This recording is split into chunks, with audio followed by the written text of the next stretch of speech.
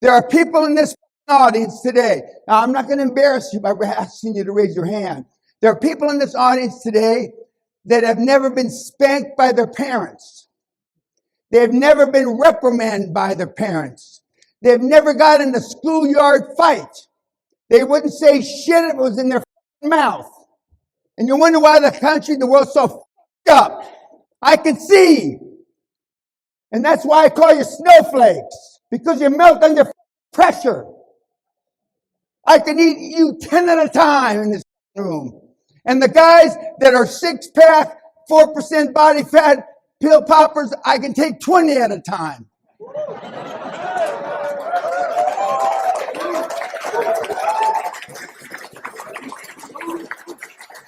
I'm 6'1", 225, of twisted steel and mother panther piss. And I'm still this at 73. When I was 33, I killed the whole room. Now, see, if you're trained as a kid like this, you have no fear. You have no fear. People say, why am I fearless? Well, I'm going to show you one of the reasons. Because that's me when I'm 13 years old with Jackie the Lion. My dad exposed me to a lot of rough shit growing up because he wanted me to have a pair. My mother's off camera here on the left in hysterics, screaming and yelling because the lion had just put my head in its mouth. That's the MGM line, though, you know, the one on the beginning of MGM. I've been doing stuff like this since I'm a little kid.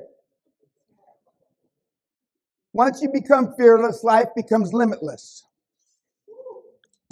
I'm not going to ask you, one of the homework assignments we have, it's online, is what are you afraid of? Some of you have a longer list of what you're not afraid of than what you're afraid of. Why? Because you saw what your parents were afraid of. You saw what your grandparents were afraid of. You saw what your older brother was afraid of, etc., etc., etc. American symbols of manhood. My dad's generation and your generation. What the f***?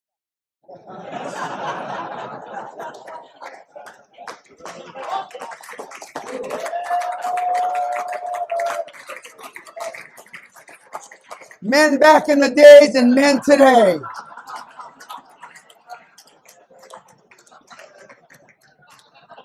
It's a sad commentary. I think the reason why the Martians or whoever is out there hasn't come because we're not worth the shit. Why bother with us?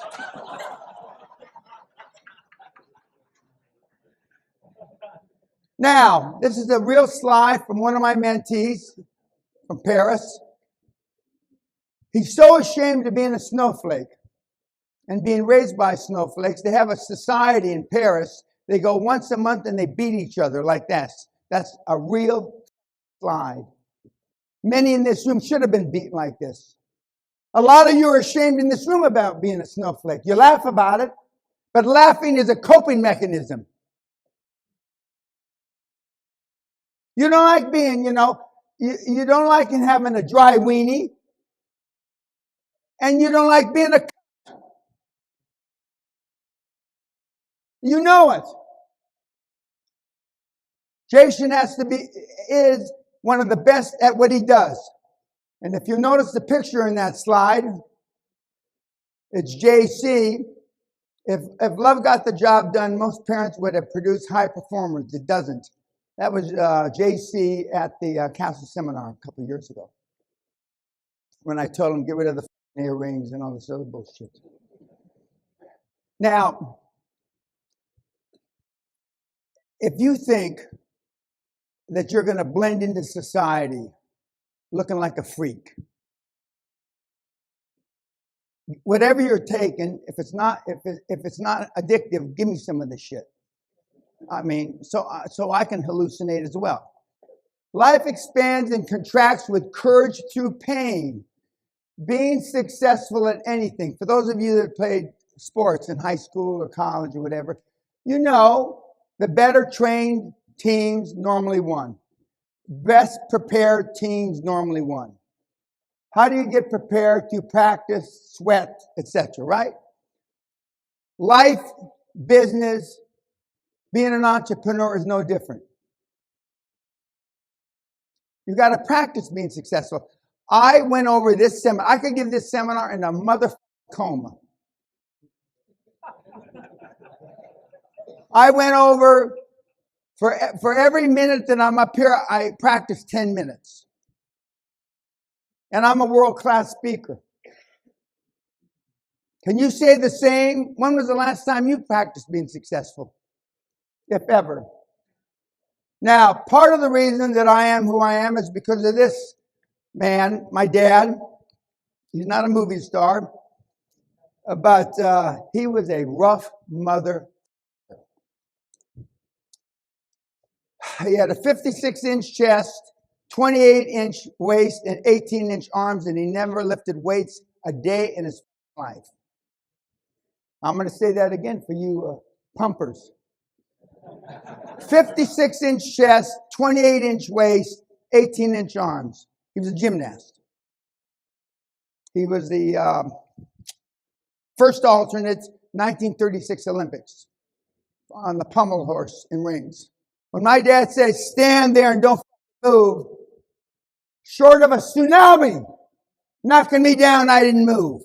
When my mother said, I want you to do such and such, and I said, no, I'm not going to do that. And I says, well, I guess I'm going to have to wait and tell your dad when he gets, no, we don't have to get dad involved.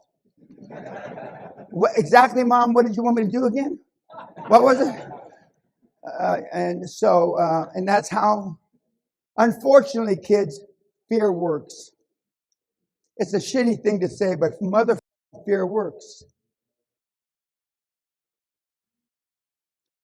Mao Zedong proved it. Hitler proved it. Stalin proved it. And I can go down the line. The Genghis Khan, fear works. He was not a great dad, but he was an extraordinary man's man, which most of you in this room can't say about your dad. Most people come to me because they got daddy issues, either on the surface or, as the psychiatrists say, sub rosa. What that means is you had no role model father. I'm the alpha male dad you never had. And believe me, I don't need any more kids. That's a sad commentary that you got to come and listen to a psychopath guy in his 70s who's made a shit ton of money because you didn't have a dad that disciplined you. You didn't have a dad that was a good role model. That's sad. I'm indebted to my father for living. I just figured out what these things are here. I'm indebted to my father for living, but to my teacher for living well. Alexander the Great, that teacher was his mentor. We are shackled by our dad's sins. When one has not had a good father, one must create one. Nietzsche. Children begin by loving their parents. After a time, they judge them. Rarely, if ever, do they forgive them. This is not new shit, but nobody's teaching it, are they? I have no book. I have nothing. I don't want your money. I haven't had to work in 35 years. But I still have more fire and passion than probably anybody in the room. It is easier to build strong children than repair broken men. One of my brothers there, Frederick Douglass. Sigmund Freud said it best, being entirely honest with oneself is a good exercise. We are never so defenseless against suffering as when we love. I cannot think of any need in childhood as strong as the need for father's protection. And for those of you that were raised just by a mom, i.e., you didn't have it. And i.e., where are you? My father didn't have a father. His dad died a few months before he was born. So my dad served in 2 wars, Second World War and Korean War, and he raised me like the military. I.e., then I volunteered. I saw my dad volunteer twice, so I volunteered during Vietnam. You do not what your parents tell you to do. You do what you see them do. I used to work 100, 120 hours a week. I saw my dad never take a day off in 28 years. Just think if your kids are patterning themselves after you, what a sorry bunch of shit that's going to be.